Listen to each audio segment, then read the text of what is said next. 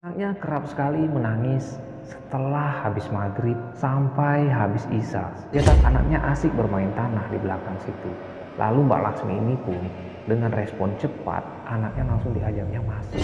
Keanehan yang terjadi di rumah Pak Yanto bukan hilang, malah semakin menjadi. Rumah ini memang sudah lama sekali kosong dan juga banyak penampakan-penampakan aneh di rumah tersebut. Pak Yanto disuruh menggali tanah tersebut yang tepatnya di sebelah sumur ini. Setelah Pak Yanto menggali dengan kedalaman 30 cm, itu Pak Yanto mendapati. Assalamualaikum warahmatullahi wabarakatuh. Apa kabar sahabat semua dimanapun berada? Semoga kita selalu dalam keadaan sehat walafiat dan selalu dalam lindungan Tuhan Yang Maha Esa. Dan pada kesempatan kali ini, saya akan masuk ke segmen berbagi kisah. Dan kisah ini datang dari Pak Yanto. Pak Yanto adalah kepala keluarga yang sangat sederhana, yang istrinya bernama Lasmi dan anaknya masih berusia 2 tahun setengah. Kisah ini bermula dari Pak Yanto yang tinggal di rumah kontrakan. Pak Yanto adalah salah seorang pekerja yang sangat teladan dan juga sangat rajin sekali. Nah, Pak Yanto tinggal di kontrakan, itu kontrakannya ini milik saudaranya sendiri. Pak Yanto belum bisa untuk membeli rumah sendiri karena dia harus menabung dulu baru bisa untuk membeli rumah sendiri. Dan cita-cita ini memang ada oleh Pak Yanto karena dia ingin membahagiakan anak dan istrinya untuk memiliki rumah sendiri. Memang ada kata peribahasa seenak-enaknya tinggal di rumah orang atau di rumah kontrakan, tidak senikmat atau seindah tinggal di rumah sendiri. Biarpun tempatnya sederhana dan apa adanya. Itulah prinsip dari Pak Yanto. Dan pada suatu ketika, Pak Yanto ini pun dapatlah dia menabung beberapa tahun. Setelah uang itu pun terkumpul, Pak Yanto pun mencoba mencari-cari iklan. Dan di sini, Pak Yanto menemukan iklan jual rumah. Dan setelah dilihat-lihat oleh Pak Yanto, dia mendapati salah satu iklan yang menjual satu unit rumah dengan harga yang cukup dengan uang tabungannya. Rumah ini pun dibilang cukup menarik untuk Pak Yanto. Selain rumah ini menarik menurut Pak Yanto, dan uang yang dia punya itu cukup untuk membeli rumah tersebut. Dan rumah ini kalau dibayangkan oleh Pak Yanto, rumahnya lumayan bagus dan harganya juga terjangkau. Bisa dikatakan oleh Pak Yanto, rumah ini termasuk rumah murah dan sudah itu, rumah ini termasuk rumah idaman dari Pak Yanto ini. Dan dari niat dia untuk membahagiakan anak dan istrinya ini, itu pun bisa terwujud. Lalu Pak Yanto di sini menelpon salah satu pihak yang mengiklankan rumahnya untuk dijual. Ternyata pengiklan ini ialah salah satu dari bank. Dan karena rumah ini memang sudah cukup lama tidak laku-laku, jadi salah satu bank ini menurunkan harga rumah tersebut. Sehingga rumah ini memang terjual agak murah dibanding dengan pengiklan-pengiklan lainnya. Dan setelah Pak Yanto berunding sama istrinya nih, lalu Pak Yanto ini pun berniat untuk menemui sang penjual rumah ini. Lalu begitu sepakat, Pak Yanto pun membeli rumah tersebut. Nah, setelah Pak Yanto membeli rumah ini, anak dan istrinya pun diboyongnya ke rumah barunya ini. Tapi rumah baru ini itu masih ada yang harus direnovasi. Karena rumah ini memang sudah cukup lama juga tidak dihuni oleh orang. Nah, di sini Pak Yanto pun pergilah ke rumah orang tuanya. Pak Yanto ini pun niatnya bagus sebenarnya. Ingin memberi kejutan kepada orang tuanya bahwasannya dia sudah tidak mengontrak lagi. Dia sudah bisa membeli rumah sendiri untuk membahagiakan istri dan anaknya. Setelah dia memberitahu kepada orang tuanya, ya seperti ayahnya si Pak Yanto inilah. Nah, ayahnya si Pak Yanto ini setelah tahu Pak Yanto membeli rumah di daerah situ dan Pak Yanto pun menjelaskan daerah lokasi rumah yang dibeli oleh Pak Yanto ini. Tapi respon dari orang tuanya si Pak Yanto ini, itu dia tidak bilang iya dan tidak bilang tidak. Berarti di sini orang tua dari Pak Yanto ini mau bilang setuju pun enggak, tidak setuju pun enggak. Tapi karena Pak Yanto sudah membeli rumah tersebut, jadi orang tuanya si Pak Yanto ini ya hanya mengeluarkan kata-kata, ya sudah toh, kan sudah kamu beli, ya sudah silahkan kamu tempati. Tapi di sini, ini menjadi tanda tanya sebenarnya, antara setuju dengan enggak. Tapi Pak Yanto, ya dia masih berpikiran positif aja, karena ini kejutan untuk orang tuanya. Dan dia sudah dapat membeli rumah sendiri, dan tidak lagi mengontrak. Setelah direnovasi rumah tersebut, lalu Pak Yanto pun pindahlah bersama anak dan istrinya ke rumah baru tersebut. Memang baru beberapa hari tinggal di rumah baru tersebut, anaknya yang berusia 2 tahun setengah ini memang di situ agak rewel sekali. Anaknya kerap sekali menangis setelah habis maghrib sampai habis isya. Ya tapi di sini Pak Yanto hanya memaklumi karena dia belum terbiasa tinggal di rumah barunya ini. Sementara tinggal di kontrakan itu dia sudah banyak berbaur sama tetangga dan situasi kondisi rumah yang lama. Jadi Pak Yanto di sini memaklumin kalau anaknya ini belum terbiasa tinggal di rumah barunya ini. Sedangkan dari istrinya tidak ada juga komen-komen hal yang tidak wajar. Nah, jadi setelah beberapa hari tinggal di rumah itu, di sini mulai terjadi keanehan yang dialami oleh Pak Yanto. Pak Yanto di sini mencium aroma dari ruang tamu dari rumah barunya ini. Di ruang tamunya ini, itu Pak Yanto menyium seperti aroma bangkai, seperti bau-bau bangkai yang sangat membuat Pak Yanto tidak nyaman. Di sini awalnya Pak Yanto pun tidak mau mengambil pusing tentang aroma tersebut. Dan di sini Pak Yanto cobalah untuk membeli pengharum ruangan. Namun aroma bau bangkai yang tidak enak ini, itu berpindah ke salah satu ruangan yang agak ke belakang. Nah, setelah habis maghrib, aroma bau bangkai ini tercium di area di dekat kamar mandinya Pak Yanto. Pak Yanto pun mencari sumber bau tersebut. Di mana bau sumber bangkai ini? Dicari oleh Pak Yanto dari ruang tamu sampai ke bagian kamar mandinya. Tapi Pak Yanto tidak menemui. Nah, di sini Pak Yanto pun berpikiran, sudahlah, mungkin ada buntang tikus ataukah buntang-buntang binatang yang lain sehingga tertiup angin dan aromanya masuk ke dalam rumah tersebut. Nah, di sini sahabat semua, rumah ini memiliki 2 kamar. Satu kamar digunakan untuk mereka tidur dan satu kamarnya lagi digunakan oleh istrinya untuk menyetrika baju. Dan keesokan harinya, keanehan yang sama pun terjadi kembali. Aroma bau bangkai ini timbulnya pas waktu maghrib.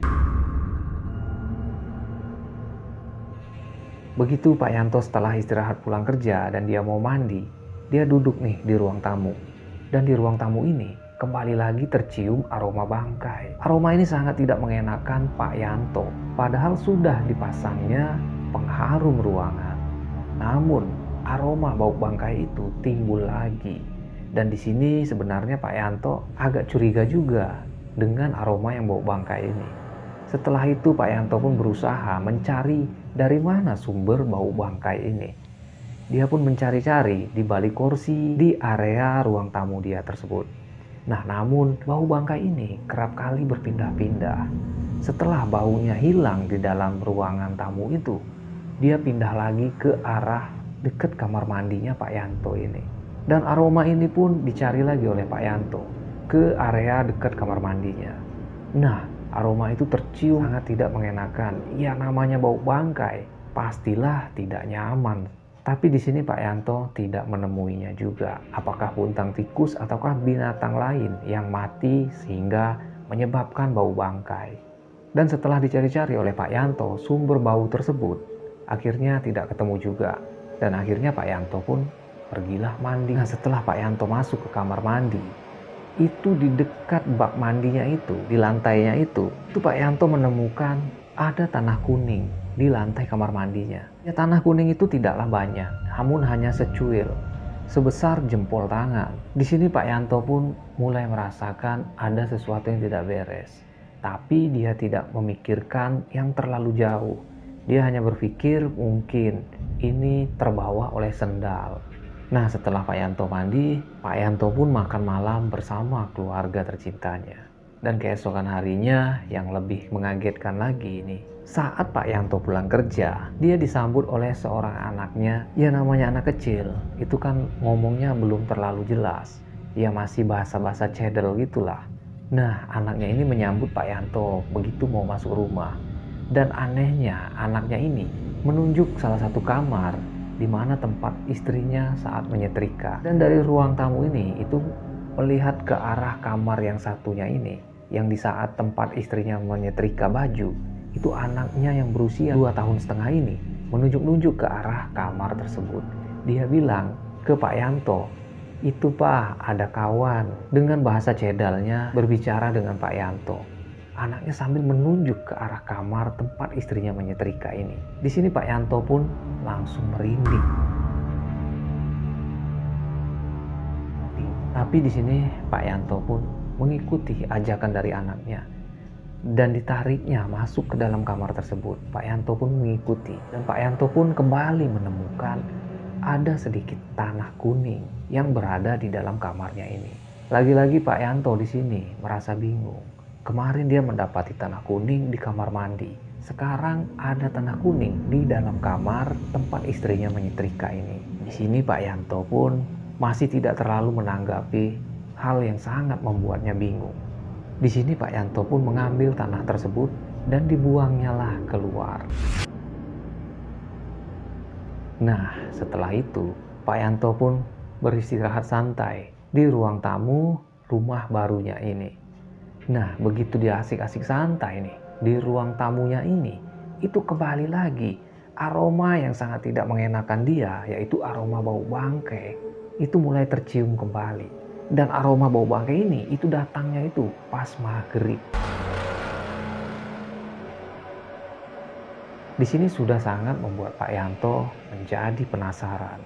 Dan aroma tersebut masih dicari sumbernya dari mana oleh Pak Yanto. Anehnya di sini sumber bau tersebut itu berpindah-pindah. Pindah ke kamar yang ditemukan ada tanah tadi. Setelah dicari lagi di dalam kamar, itu aromanya hilang dan pindah lagi ke area dekat kamar mandi Pak Yanto. Di sini Pak Yanto pun merasa bingung. Aroma yang sangat tidak mengenakan ini itu bisa berpindah-pindah baunya. Rasa penasaran ini dipendam oleh Pak Yanto sendiri. Dia tidak ingin istrinya menjadi kepikiran dengan apa yang sudah terjadi di rumah ini. Dia mencoba membuat tenang keluarganya. Keesokan harinya, kejadian aneh dialami oleh istri Pak Yanto, yaitu Mbak Lasmi. Mbak Lasmi ini pada waktu itu, di saat siang hari, Pak Yanto kan pergi kerja nih, nggak ada di rumah. Nah, Mbak Lasmi memasaklah di dapur sambil memperhatikan anaknya bermain-main. Anaknya bermain-main di ruangan tengah, kadang sembari ke depan, sembari masak dan memperhatikan anaknya yang 2 tahun setengah ini main sendirian. Itu yang dilihat Mbak Lasmi, dia masih bermain di ruang tengah.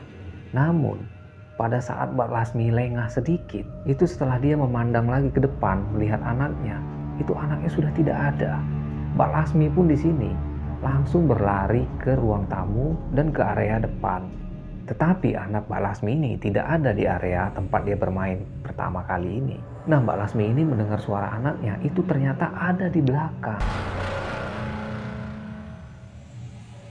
Dan posisi di belakang ini itu memang ada terdapat sumur. Sedangkan kalau mau ke sumur ini, itu orang harus melewati pintu bagian dapur dari rumah Mbak Lasmi ini. Sedangkan Mbak Lasmi ini itu posisinya lagi masak di dapur. Dan jika anaknya ini lewat, itu harus melewati di dekat dia. Sedangkan pintu belakang ini masih dihalangi oleh papan agar anaknya tidak bablas main ke belakang. Tapi keanehan ini memang di luar nalar. Anaknya bisa keluar tanpa diketahui oleh Mbak Lasmi. Dan anaknya ini bermain-main di area di dekat sumur belakang rumahnya ini. Anaknya di dekat sumur ini sibuklah bermain tanah. Dan memang di situ dilihat oleh Mbak Lasmi ada bongkahan-bongkahan tanah kecil yang berwarna kuning. Anaknya asik bermain tanah di belakang situ. Lalu Mbak Lasmi ini pun dengan respon cepat, anaknya langsung diajaknya masuk. Karena di sini memang sangat aneh. Anaknya yang main di depan tiba-tiba ke belakang rumah yang harusnya melewati Mbak Lasmi itu tidak lagi terlihat oleh Mbak Lasmi kalau anaknya ini sudah ada di belakang. Namun hal tersebut tidak diceritakan Mbak Lasmi ke suaminya. Takut suaminya menjadi kepikiran dan tidak ingin mengecewakan suaminya karena sudah membelikan rumah untuk tempat tinggal mereka tanpa harus mengontrak lagi. Nah, singkat cerita di sini Pak Yanto pun bertemulah dengan temannya yang bernama Roni.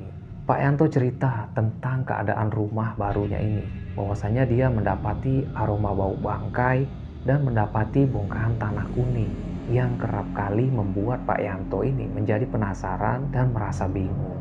Akhirnya Pak Yanto cerita kepada temannya ini yang bernama Roni. Dan Roni pun menawarkan, coba nanti kita bersihkan rumahmu, kata si Roni ini. Sebenarnya di sini Pak Yanto hanya bercerita saja, namun tidak pula dia ingin meminta Pak Roni untuk membersihkan rumah barunya ini dengan cara Pak Roni ini. Karena di sini juga Pak Roni ini terlihat orangnya agak sedikit sombong tentang hal-hal gaib. Nah, pada waktu itu teman Pak Yanto ini yang bernama Roni ini datanglah ke rumah Pak Yanto dan membawa bungkusan yang berisi garam. Dan kata Pak Roni kepada Pak Yanto bahwasannya garam ini sudah dimantra-mantrai oleh Pak Roni dan makhluk yang ada di rumahmu pasti akan kabur, kata Pak Roni ini kepada Pak Yanto, mencoba meyakinkan Pak Yanto. Nah, pada malam itu langsunglah mereka melakukan penabaran garam. Garam tersebut ditaburinya di bagian keliling rumahnya, terutama di bagian sumur tempat anaknya bermain ini. Setelah dihamburkan garam-garam tersebut sekeliling rumah Pak Yanto dan sempat juga menaburkan ke atap rumah Pak Yanto ini. Tapi di sini, usai 1 hari mereka menabarkan garam yang diberikan oleh Pak Roni ini, keanehan yang terjadi di rumah Pak Yanto bukan hilang, malah semakin menjadi. Seakan-akan makhluk yang berada di rumah Pak Yanto ini itu seakan-akan sangat marah dengan perbuatan Pak Roni ini. Keanehan pun semakin menjadi-jadi, membuat Pak Yanto menjadi semakin kepikiran. Aroma bangkai pun semakin menyengat di saat Pak Yanto sedang bersantai-santai di malam hari di ruang tamu rumah barunya ini. Bau bangkai ini semakin menyengat, beda daripada hari-hari kemarin. Aroma ini sangat menyengat dan membuat Pak Yanto sangat tidak nyaman. Dan Pak Yanto pun mencoba menyemprot pengharum ruangan. Namun aroma bau bangkai ini berpindah ke kamar tempat istrinya menyetrika. Lantas diikuti Pak Yanto kembali aroma bau bangkai ini. Disemprotnya kembali dengan pengharum ruangan. Dan aroma bau bangkai ini pun pindah ke kamar mandi belakang. Nah, dengan kejadian ini Pak Yanto pun akhirnya pergilah ke rumah orang tuanya kembali untuk menceritakan apa yang telah terjadi di rumah barunya ini. Dan pada waktu itu orang tuanya Pak Yanto ini memberilah saran, coba kamu adakan pembacaan doa di rumah barumu itu, kata orang tuanya si Pak Yanto ini. Sebenarnya orang tua Pak Yanto ini itu dia tidak menyetujui Pak Yanto membeli rumah tersebut. Namun rumah itu pun sudah dibayar oleh Pak Yanto. Jadi orang tuanya Pak Yanto ini mau tidak mau dia menyetujui. Karena rumah yang dijual oleh bank ini itu ialah rumah sitaan bank. Dan rumah ini pun juga sudah cukup lama kosong. Dan singkat cerita akhirnya Pak Yanto pun menjalankan saran dari orang tuanya ini. Dia mengadakan pembacaan doa. Dia mengundanglah warga-warga setempat, Pak RT, dan juga salah satu seorang pemimpin doa. Dan acara tersebut pun berjalan dengan lancar. Dan terlihat di sini Pak RT dan pemimpin doa ini pun bercerita. Dan Pak Yanto pun mendapati obrolan mereka ini pun terlihat sangat serius sekali. Lalu Pak Yanto pun menyamperin obrolan mereka. Nah, Pak Yanto pun ikut nimbrung obrolan mereka dan mereka pun menanyakan, apakah ada kendala selama tinggal di rumah ini? Kata Pak RT ini. Tapi di sini Pak Yanto menyembunyikan apa yang sudah terjadi kepada dirinya tentang rumah barunya ini. Dan Pak RT ini pun ngobrol, itu bilanglah kepada Pak Yanto bahwasannya rumah yang dibeli oleh Pak Yanto ini itu rumah sitaan bank. Dan juga rumah ini sudah lama sekali kosong. Dan pemimpin doa ini pun juga menyarankan Pak Yanto agar banyak beribadah di rumah tersebut. Karena Pak RT dan pemimpin doa di sini itu sudah mengetahui riwayat atau sejarahnya rumah tersebut. Bahwasanya rumah ini memang sudah lama sekali kosong dan juga banyak penampakan-penampakan aneh di rumah tersebut.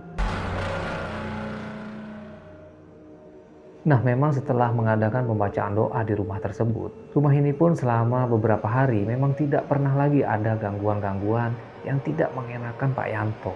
Dari bau bangkai hingga mendapatkan tanah kuning yang ada di rumahnya ini, itu selama beberapa hari memang tidak ada, tidak ditemukan oleh Pak Yanto lagi. Dan Pak Yanto di sini sudah mulai agak tenang.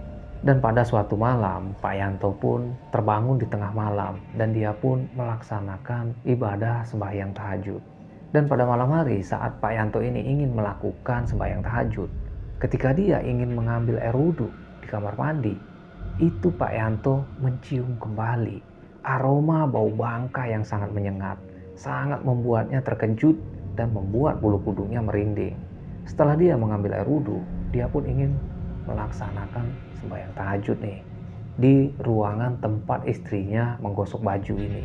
Kebetulan arah kiblatnya Pak Yanto ini itu menghadap ke salah satu jendela yang ada di ruangan tersebut.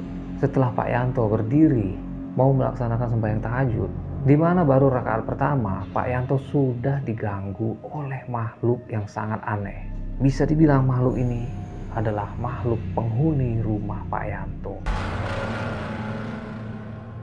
Begitu tatapan Pak Yanto di rakaat pertama, dia melihat di balik jendela ada seperti bayangan putih mengintip di jendela rumah tersebut. Pak Yanto di sini spontan sangat kaget sekali. Lalu Pak Yanto pun mencoba melanjutkan sembahyang tahajudnya dengan membaca doa-doa yang Pak Yanto hafal. Namun sosok itu seperti menggeledek Pak Yanto. Dia mengikuti apa yang dibaca oleh Pak Yanto dan suaranya pun terdengar sangat jelas di telinga Pak Yanto yang berbunyi Jadi seolah-olah makhluk yang sangat menakutkan ini menggeledek atau mengolok-olok Pak Yanto. Dan setelah pandangan Pak Yanto tepat ke arah jendela tersebut, itu ternyata sosok pocong berdiri tepat di balik jendela tempat Pak Yanto ini melaksanakan sembahyang tahajud. Pak Yanto di sini merasa panik dan badannya terasa sangat lemas, seperti tidak berdaya. Akhirnya Pak Yanto di sini pingsan.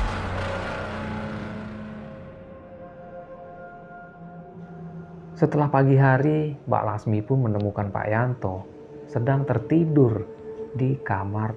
Dan dipikir Mbak Lasmi, Pak Yanto tertidur di ruangan tersebut. Ternyata Pak Yanto di sini setelah dengan kejadian semalam, Pak Yanto bukan tidur. Pak Yanto di sini pingsan. Dengan kejadian ini Pak Yanto pun tidak masuk kerja dan Pak Yanto pun pergilah kembali ke rumah orang tuanya Pak Yanto ini. Pak Yanto pergi dengan anak dan istrinya untuk berbicara kepada orang tua Pak Yanto dan bercerita tentang apa yang terjadi di rumah barunya ini. Dan di sini juga istrinya barulah mengungkapkan apa yang telah terjadi dan apa yang dialami oleh Mbak Lasmi ini. Dia bercerita kepada Pak Yanto dan juga mertuanya ini bahwasanya beberapa hari dia tinggal di rumah tersebut, dia sudah mendapati keanehan yang membuat dia sebenarnya merasa takut.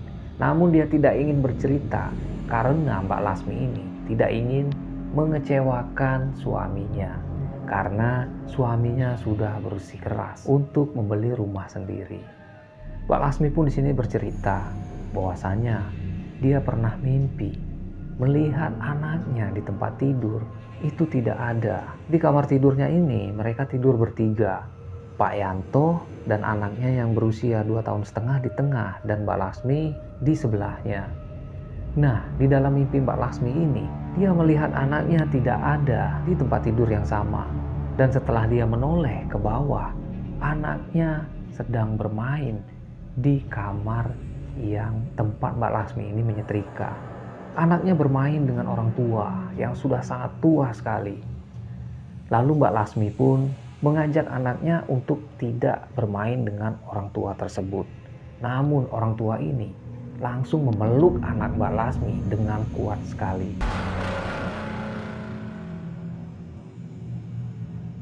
Dan Mbak Lasmi menjerit meminta tolong kepada Pak Yanto dan akhirnya Pak Yanto menarik dan merebut anak tersebut dari pelukan orang tua ini.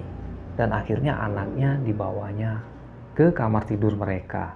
Dan di dalam mimpi itu, akhirnya Mbak Laksmi ini pun terbangun karena mimpi itu sangat menyeramkan untuk Mbak Laksmi. Dan setelah Mbak Laksmi bangun dari tidurnya, memang yang didapatinya anaknya tidak ada di sampingnya. Setelah Mbak Laksmi menoleh, anaknya sudah berada di lantai, sedang asik bermain sendirian.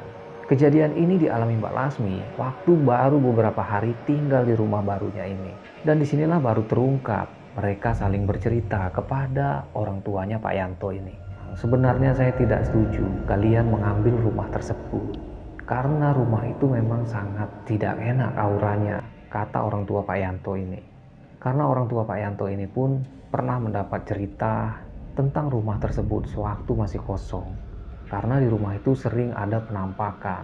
Dan penampakan ini sering disaksikan warga sekitar, yaitu penampakan pocong yang berada di teras rumah Pak Yanto sewaktu masih kosong. Dan akhirnya orang tua Pak Yanto ini pun turun tangan juga. Orang tua Pak Yanto mengajak Pak Yanto dan istrinya untuk ke salah satu rumah ustadz, salah satu pemimpin pondok pesantren. Dan diceritakannya lah oleh Pak Yanto ini apa yang terjadi selama tinggal di rumah tersebut. Dan juga gosip-gosip atau cerita-cerita dari warga sekitar diceritakannya oleh ke pemimpin pondok pesantren ini. Dan akhirnya pemimpin pondok pesantren ini mengajak santri-santrinya untuk membacakan doa di rumah Pak Yanto. Jadi pembacaan doa ini pun dilakukan kembali dengan mengundang santri-santri dari pesantren ini. Lalu pemimpin pondok pesantren ini pun menjadi pemimpin doa di rumahnya Pak Yanto. Setelah selesai pembacaan doa, dan santri-santri ini pun pulang. Setelah santri-santri ini pulang, lalu obrolan yang sangat serius pun mulai terjadi di rumah Pak Yanto ini. Dan pemimpin pondok pesantren ini pun melaksanakan sholat di rumah Pak Yanto dengan diikuti oleh bapaknya Pak Yanto dan Pak Yanto. Setelah melakukan sholat, mereka pun berdoa bersama. Setelah berdoa bersama, pemimpin pondok pesantren ini pun mendapatlah petunjuk dari Sang Maha Kuasa. Dan akhirnya mereka pun menuju sumur belakang rumah dari Pak Yanto ini. Dan setelah mereka menuju rumah belakang dari rumah Pak Yanto ini, itu Pak Yanto disuruh menggali di sebelah sumur yang masih ada terlihat halaman seperti tanah kosong. Pak Yanto disuruh menggali tanah tersebut yang tepatnya di sebelah sumur ini. Setelah Pak Yanto menggali dengan kedalaman 30 cm, itu Pak Yanto mendapati kain putih yang berisi tanah kuning.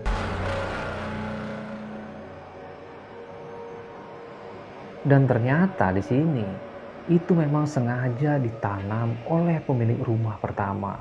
Karena yang namanya pemilik rumah pertama ini, dia tidak rela rumahnya disita oleh bank. Jadi pemilik rumah pertama ini itu menanam sebuah benda yang bisa membuat rumah tersebut menjadi angker dan membuat pemilik barunya tidak betah atau tidak nyaman. Ya karena rumah ini disita dan pemilik pertamanya pun harus pergi dari rumah tersebut.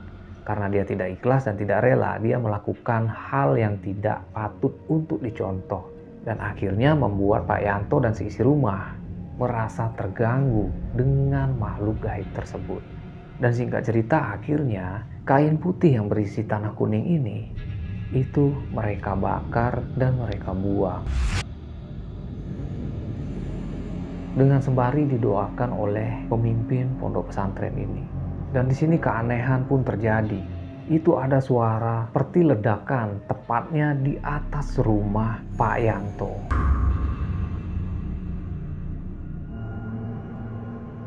Suara ledakan di atas rumah Pak Yanto ini disaksikan oleh orang tua Pak Yanto dan juga istri Pak Yanto. Setelah dengan kejadian itu, hal-hal aneh yang terjadi di rumah Pak Yanto, mulai dari menemukan tanah kuning dan mencium aroma bau bangkai, itu tidak lagi pernah terjadi dan tidak lagi pernah dialami oleh Pak Yanto semenjak sudah dimusnahkannya kain putih yang berisi tanah kuning ini. Rumah dari Pak Yanto ini pun auranya pun berubah menjadi tentram dan nyaman. Bau-bau bangkai pun tidak lagi tercium. Kejadian-kejadian aneh pun sudah tidak lagi dialami oleh mereka. Karena yang sebelumnya rumah ini sebelum ditempati oleh Pak Yanto, memang banyak hal yang sering ditemukan oleh warga-warga sekitar. Mulai dari penampakan pocong hingga kejadian-kejadian aneh yang terjadi di rumah Pak Yanto ini. Sebelum dihuni Pak Yanto, sewaktu rumah ini masih dalam keadaan kosong. Ya, ternyata rumah hasil sitaan bank ini memang sengaja dibuat pemilik pertamanya dengan menanam kain putih dan tanah kuning, sehingga jin ataupun makhluk gaib yang bisa diajak bersekutu untuk menakut-nakuti penghuni rumah selanjutnya. Karena pemilik pertama rumah ini tidak rela atau tidak ikhlas rumahnya disita oleh bank, sehingga dia melakukan perbuatan seperti itu. Dan perbuatan ini sebenarnya tidak patut untuk dicontoh. Dan ini bisa menjadi pengalaman yang sangat berharga dan sangat menarik. Ikhlaskan apa yang terjadi dan ikhlaskan apa yang bukan milik kita. Semoga dari segmen berbagi kisah dari Pak Yanto ini, itu menjadi pembelajaran yang sangat berarti untuk kita semua.